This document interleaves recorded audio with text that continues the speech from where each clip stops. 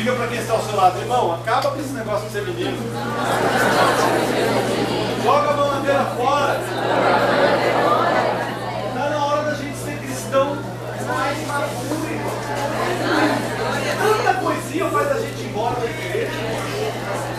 Ah, o irmão não olhou para mim, olhou meio estranho, foi embora. Ah, irmão, Jesus está aqui.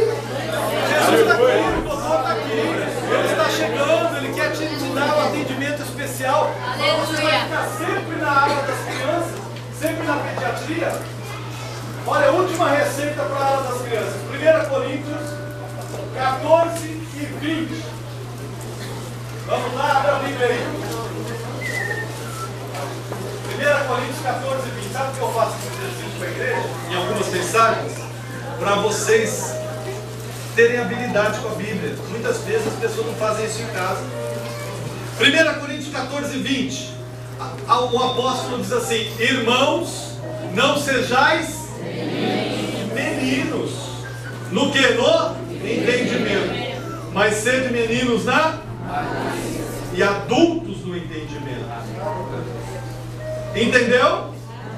Então, eu posso ser menino, pastor? Posso, só na malícia. Diga para quem está ao seu lado, irmão, menino só na malícia. Ou como é bom, irmão, quando a gente na malícia acontece alguma coisa assim, a gente age como menino, né? Como menino. Agora, como eu falei de muito crente que quer gagal, pergunta para quem está ao seu lado, você quer gagal, irmão? É? Essa história de gagal eu descobri aqui na Bahia, viu, irmão? Lá em São Paulo não tem isso não. Lá em São Paulo é mingau. Que é mingau? Aí o povo falava gagal aqui, eu não entendia direito, agora eu já aprendi, gagal.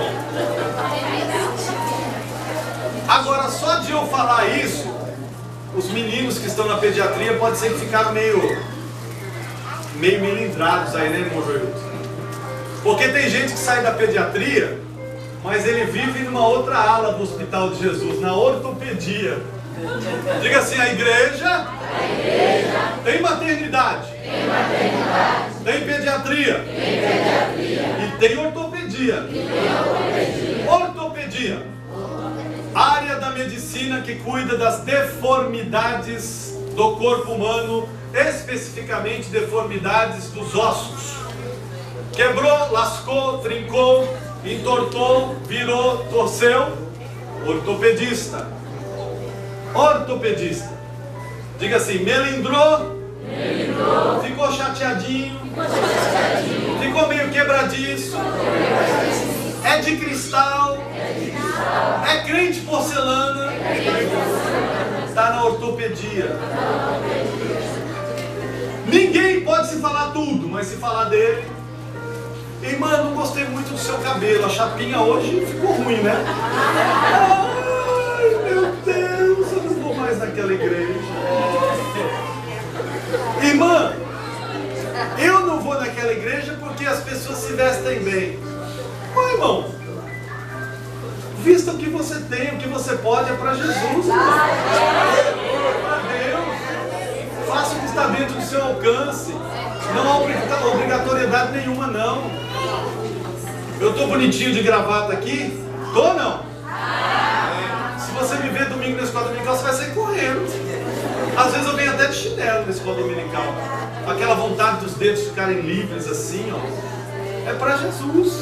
Outro dia a irmã me viu na rua, todo sujo, cimento, lá que a gente vai para a obra, que às vezes carrega uma coisa, volta para cá, pinta o negócio. Aí a irmã olhou e falou assim: pastor, o senhor está todo sujo de tinta. Irmão, é para Jesus. O que você faz tem que glorificar a Deus. Você precisa aprender a se livrar desses conceitos e preconceitos que a vida coloca sobre nós. Hoje nós estudamos uma lição sobre complexo de inferioridade e superioridade. Então estar na ortopedia é porque às vezes a gente está muito melindrado, qualquer coisinha a gente está se quebrando todo, né? Falou de mim, Rafael. Falou de mim. Ah, se falou de mim, eu não apareço mais na igreja, eu tenho que procurar outro lugar. Irmão, onde você for, você vai ser centro de atenção de alguém. Na tua família, no teu trabalho, na tua escola, você precisa ganhar autoconfiança em Deus. Precisa ser um vaso nas mãos de Deus. Precisa ser usado por Deus. Precisa estar em Deus. Porque aquele que está em Cristo, nova criatura é. As coisas velhas já, eis que tudo se fez novo. Aleluia. Agora veja só, o Salmo 32, verso 3, o salmista disse assim, olha: quando eu guardei silêncio, envelheceram os meus ossos, pelo meu bramido em todo dia. Sabe o que ele estava querendo dizer? Quanto mais ele escondia os erros dele, os pecados, mais ele sentia dor nos ossos. Então abra a boca, irmão, confesse ao Senhor, diga a Ele onde estão suas falhas, mostre quem você é. Deus não trata com pessoas que escondem as coisas, irmão, não adianta. De Deus nada se esconde, nada fica oculto aos olhos de Deus. E na ortopedia, o doutor, a primeira coisa que ele pede é o quê? Por quê? Porque a gente na ortopedia, geralmente a gente não machuca por fora, né? Com exceção de uma fratura exposta, etc. Mas não é nem o ortopedista que vai tratar, é o cirurgião, é o outro médico, é o clínico, etc. O ortopedista vai cuidar do teu osso. E o osso está dentro ou está fora? Primeira coisa que o médico pede quando chega na ortopedia? Raio-X. E se Jesus for tirar um raio-X de você hoje? Como é que vai aparecer? Como é que está a minha vida?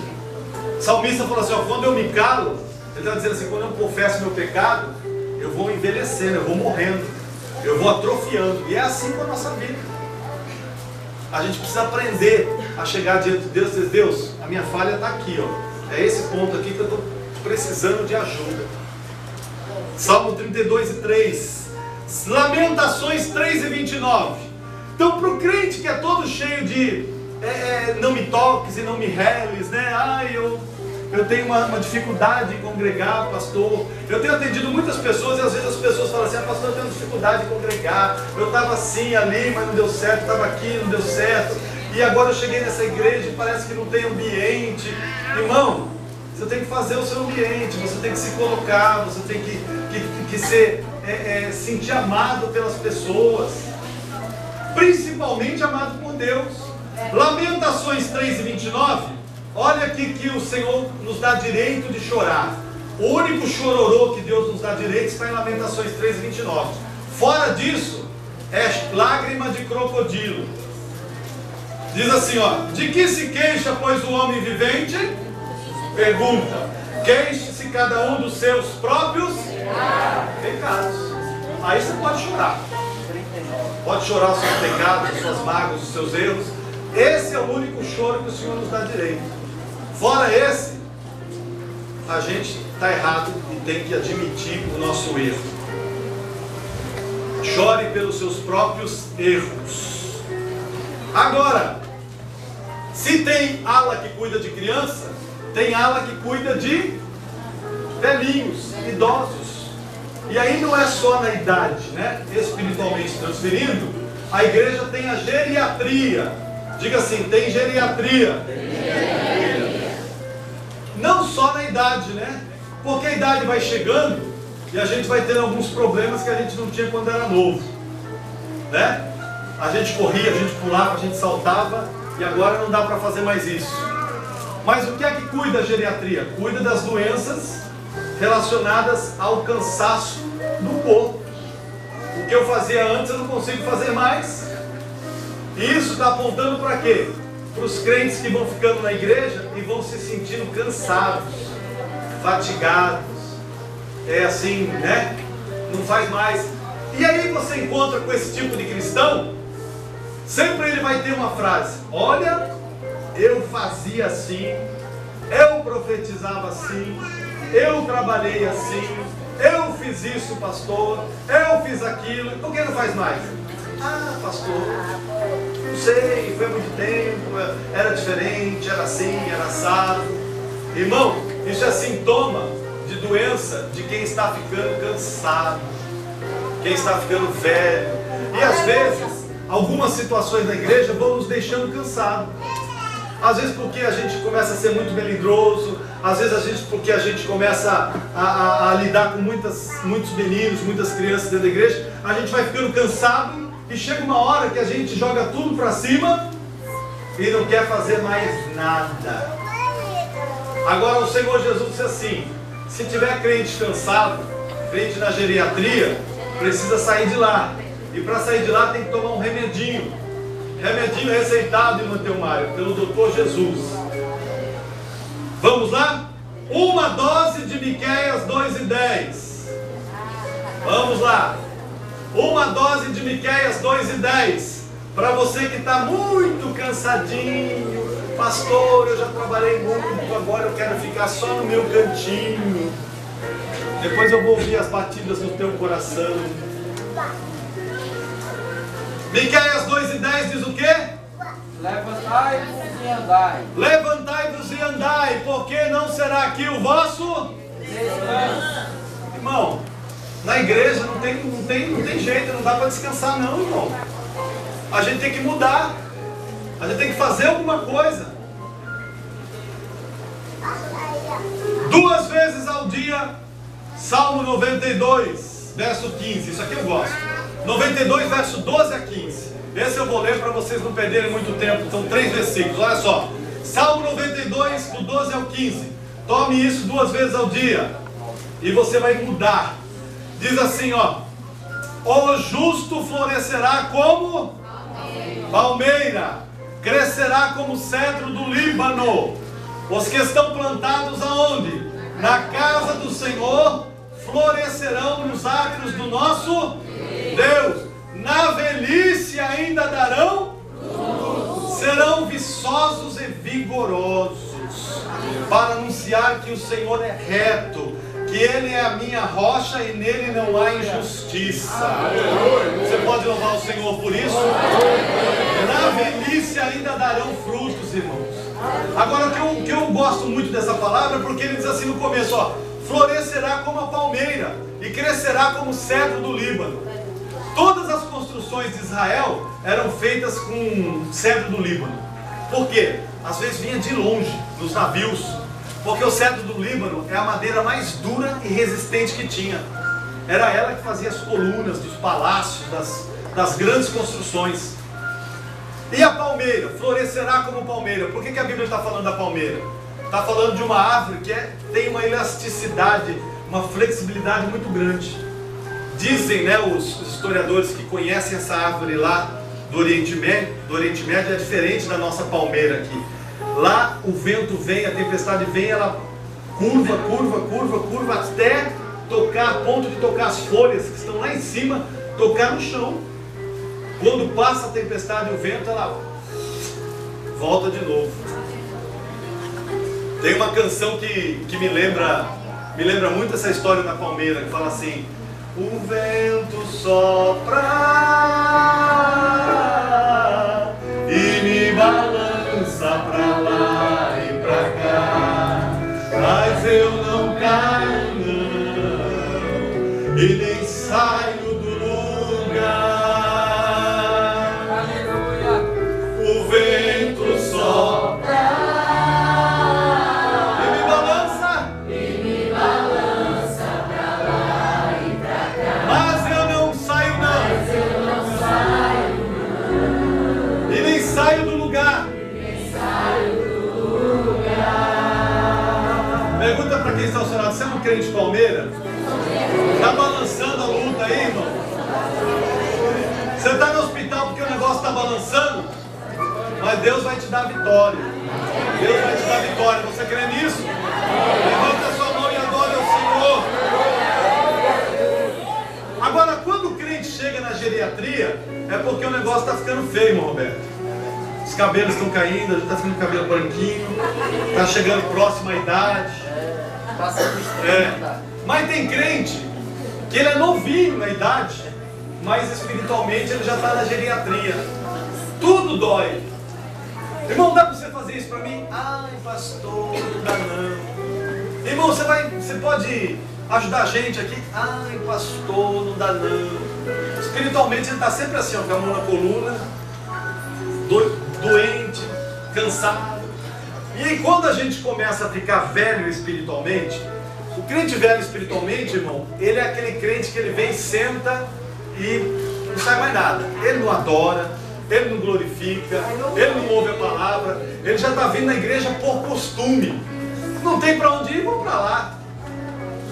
E é um perigo você ficar por costume na igreja. E quando a gente está velhinho, uma das coisas que acontece quando a pessoa está velhinha, a primeira coisa é as vistas começam a enfraquecer. Aí a gente começa a usar essas coisas bonitas aqui que se chama óculos. Não é? Por quê? Porque a gente está ficando velhinho. A vista está enfraquecendo. E quando a vista enfraquece, Jesus dá uma receita para a gente de um colírio. Apocalipse 3,18. Ele diz assim, ó, em Apocalipse 3,18: aconselho-te que de mim compre ouro provado no fogo, para que te enriqueças, e roupas brancas para que te vistas, e não apareça a vergonha da tua nudez, e que unjas os teus olhos com colírio. Para quê? Para que vejas. O maior desejo do Doutor Jesus é que você saia da igreja vendo. Vendo o que, irmão? Não é o cabelo da irmã, não é o sapato do irmão, não é a roupa do outro. É vendo as coisas espirituais que Deus preparou para nós. Que Deus, desde a fundação do mundo, tem preparado para os seus. É isso que Deus quer que você veja, irmão. Deus quer que você veja as almas se perdendo, caminhando para o inferno. É essas coisas que Deus quer que você veja. Mas quando você começa a olhar para outras coisas, a tua fé vai lá embaixo, assim, ó, despenca. Última receita para os velhinhos. Diga para quem está ao seu lado assim: pega aí, irmão. Última receita para os velhinhos espirituais. Isaías 40, verso 29. Como você está muito cansadinho, 5 vezes ao dia. Se precisar, pode tomar à vontade, não tem contraindicação. Isaías 40, verso 29. O que é que diz? Vamos todos juntos. Dá força e multiplica ao que não tem nenhum vigor. Ô irmão, aí tem um polivitamínico. Aí tem um polivitamínico aí, ó. Dá força ao cansado e multiplica as forças a quem não tem nenhum vigor. Irmão, se você está assim espiritualmente, esses dias eu estava conversando com um jovem que estava dizendo assim: pastor, eu não sei, eu estou meio com gosto de cabo de guarda-chuva, sabe? Aquele gosto de nada na boca, não estou sentindo nada. Eu entro na igreja, não sinto nada. Eu saio, não sinto nada. O grupo canta, eu não sinto nada. O pastor prega, eu não sinto nada. Irmão, precisa tomar um polivitamínico de Jesus. Por quê? A única receita é a palavra. A Bíblia diz que ela penetra até a divisão da alma e do espírito. É o bisturi de Jesus, assim, ó. Ele vai lá onde está o tumor cancerígeno e faz uma cirurgia na tua vida. Dá esforço ao cansado e multiplica as forças ao que não tem nenhum vigor. Os jovens se cansarão e se fatigarão. Os moços cairão. Mas os que esperam no Senhor, quantos esperam no Senhor aqui nessa noite? Oh, seja renovada a tua força, então, em nome de Jesus. Os que esperam renovarão as suas forças, subirão com asas como águias, correrão e não se cansarão, caminharão e não se fatigarão. Ô irmão, essa palavra é uma palavra profética para a tua vida. Para você que está cansado, que às vezes diz assim: não vou hoje não, o culto hoje, eu fiz isso, fiz aquilo, não vou hoje não. Não, Deus multiplica as tuas forças. Diga para quem está ao seu lado: irmão, Deus vai multiplicar as tuas forças. Independente do problema que você entrou aqui hoje, você vai sair do hospital de Jesus com as forças multiplicadas em nome do Senhor. Oh, aleluia, glória a Deus. Mas, seguindo pelo hospital, e quando a gente vai seguindo pelo hospital, a gente vai chegando em lugares meio desagradáveis. Não é assim? Uma Lili que trabalha lá, né? Aí a gente chega num lugar que tem 3 letrinhas, irmã Lili. E a primeira eu acho que é porque todo mundo chega lá, chega, ui, ai, então puseram o nome de UTI, que na verdade é a unidade de terapia intensiva. Ou seja, tem que ter alguém em cima daquele camarada, daquele doente, 24 horas, não pode descuidar dele. Se descuidar, ele, ó, babau, tchau, vai conhecer o outro lado da vida. UTI. Mas pastor, tem UTI na igreja? Irmão, tem. E tem muita gente lá. Tem muita gente vivendo dentro da UTI. E só vai para a UTI quem está à beira da morte. Só vai para a UTI quem está quase que apagando. E às vezes a gente não percebe que a gente está assim. Deus precisa fazer um tratamento na nossa vida urgente. É a unidade de terapia intensiva. É alguma coisa urgente, é crítico. Efésios 5:14. Primeira receita do Dr. Jesus para quem está na UTI. Ele dá um choque, um desfibrilador. Vem lá e ó, pum! Levanta aí, meu filho, desperta! E o que é que ele diz? Efésios 5:14. Desperta tu, levanta dentre os mortos, é Cristo te desperta, irmão, desperta tu que dormes, desperta o sono desse mundo aí, que está aí nesse mundão aí, fazendo os crentes dormir, ficar assim, alheio às coisas. Morreu mais um hoje, é normal. Aconteceu, é normal. Irmão, nada disso que está acontecendo é normal. Jesus está voltando. Desperta, igreja, desperta, porque o Senhor está voltando. A qualquer momento a gente vai se encontrar com Ele. Os que estiverem preparados. Precisamos sair dessa questão da UTI. Agora, qual é o problema da UTI? O problema da UTI na igreja é porque tem crente. Quando você chega numa UTI, o que você vê lá? Você vê um enfermo, né? Às vezes várias pessoas enfermas, divididas por aquelas cabaninhas de tecido. E você vê o quê? Um monte de aparelho ligado na pessoa, não é assim? Para manter a vida, para dar aquela situação médica e informação naqueles monitores. E muitas das vezes a pessoa está entubada. É oxigênio, é sangue, é 1 milhão de fios lá, mantendo a pessoa. Sabe o que é isso? Isso é o crente que às vezes ele se acostuma com um processo dentro da igreja e ele só vive se ele estiver entubado. Se alguém estiver mandando oxigênio para dentro dele, mandando sangue, vai, meu irmão, vai na igreja hoje, não vou não. Não, vamos sim, vamos, eu vou te levar. Vai, irmão, não. Tá lá. Às vezes ele ganhou um cargo do pastor, do outro pastor que passou lá, aquele pastor, o primeiro pastor da igreja. E ele era o líder da mocidade, o regente do grupo das crianças, o regente do coral. Ganhou aquele cargo. E aí, daquele dia em diante, ele acha que nunca mais ele pode sair daquele lugar. Se tirar o tubo, ele morre. Tirou o tubo, ele morre. Pastor, mas eu fazia isso com tanto carinho, com tanto... Irmão, tem hora que Jesus quer mudar você de situação. Tem hora que Deus quer mudar a tua vida de situação, até para o teu próprio crescimento. Estar na UTI não é bom. E a gente precisa respirar. Diga para quem está ao seu lado, irmão, respira. Mas sem tubo. Sem tubo. Salmo 112, verso 7. Diz assim: não temerá maus rumores. O seu coração está firme no Senhor. Confiando no Senhor. O seu coração está firme. O coração está batendo aí, irmão? Pergunta para quem está ao seu lado. O coração está batendo? Está firme? Agora, geralmente, quem vai para a UTI, que é um estado crítico, ele precisa passar pela ala do centro de cirurgia. Diga assim, centro cirúrgico. Passar pelo centro cirúrgico quer dizer que Deus vai ter que tirar alguma coisa ruim da gente. Operar algum tumor, tirar alguma tranqueira de dentro. E isso não é fácil. Toda operação oferece risco. E dói, irmão. o processo de recuperação é dolorido.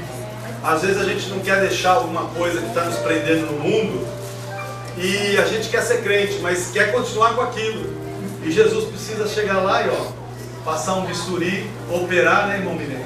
Tirar, fazer uma cirurgia especial na nossa vida, trocar o nosso coração.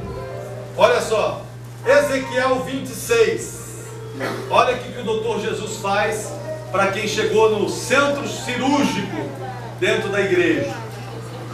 Ezequiel 36, verso 26. Diz assim: e dar-vos-ei um coração novo, porém dentro de vós um espírito novo. Tirarei da vossa carne o coração de... Mas pastor, tem gente assim na igreja? Tem, irmão. O coração ainda está petrificado, não perdoa, não tira mágoa, vive de angústia, vive de tristeza, vive de problema. Irmão, está na hora de Deus trocar esse coração aí, e colocar um coração novo. Coração novo.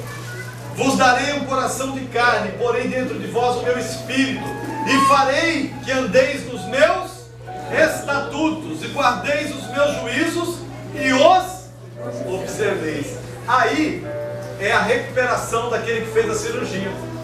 Quando Deus troca o coração, quando Deus coloca um espírito novo, nós precisamos passar por um período que se chama de recuperação. Bruno está passando por um período de recuperação. Não pode comer qualquer comida, não pode fazer qualquer tipo de esforço físico. Tem algumas delimitações. E o crente, quando ele sofre essa cirurgia, que às vezes é profunda, é uma cirurgia de troca de coração, de espírito novo, é tudo novo na vida, tem que ir devagar, irmão. Tem que puxar o freio de mão, e algumas coisas a gente tem que relevar.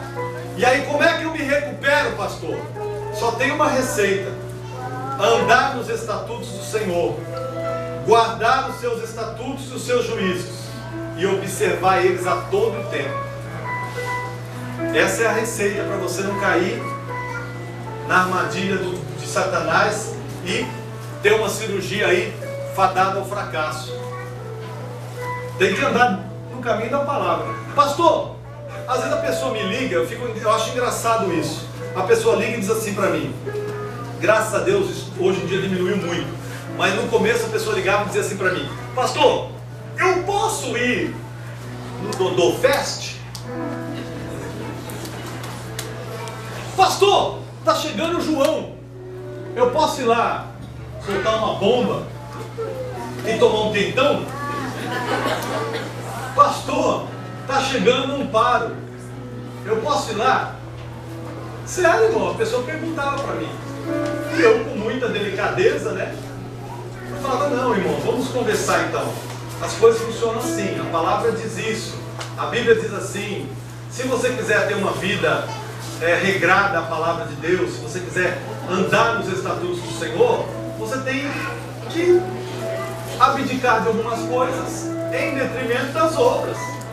Você tem que tomar algumas decisões que às vezes doem no começo, mas depois são saudáveis para a sua vida espiritual. E as pessoas vão mudando, vão passando por essa cirurgia, vão passando por esse conhecimento da palavra de Deus. Agora, tem crente que ele não aceita a cirurgia, não. Sabia disso? Tem crente que ele vai para a igreja e o Senhor está falando: tem que mudar, tem que operar, tem que transformar, não é assim? E ele diz assim: não, eu dou para Jesus só um pedacinho da minha vida, o restante quem decide sou eu.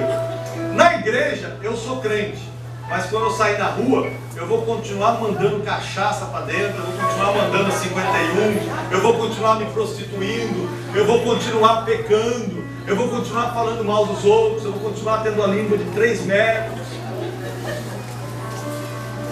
Essa receita é dura, né, quando eu já sei.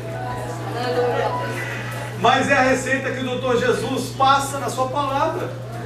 Então, se eu não aceito ser rasgado, operado, tirado o meu coração de pedra e colocado um coração novo, um espírito novo, eu nunca vou aceitar a transformação que Deus tem para mim.